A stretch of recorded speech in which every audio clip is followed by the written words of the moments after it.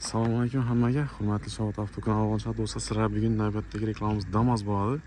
2012-yilda ishlab chiqarilgan, holati zo'r. Kraskasini keladigan bo'lsak, mayda juda zangchalar ishlangan, atak grubiy detal almashib kraskalangan yerlari yo'q. 310 ming kilometr yurgan. Maytafollari bor, holati zo'r.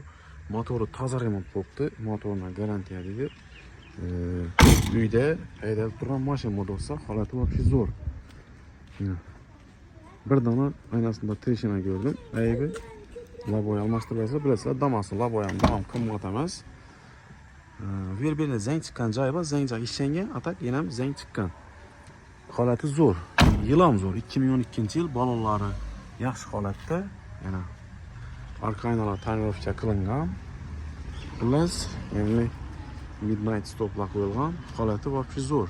Mana ekranni pastini nomer qoldirib qo'yaman do'stlar. Egadan bu narxini keladigan bo'lsa 40 million so'm aytilib turibdi. Bitadigan, kisaya giradigan joyi 38 million so'm ekan do'stlar. 38 million so'm 2012-yil Damas do'stlar, zo'r. Metani bor. Toza remont bor, holati вообще zo'r.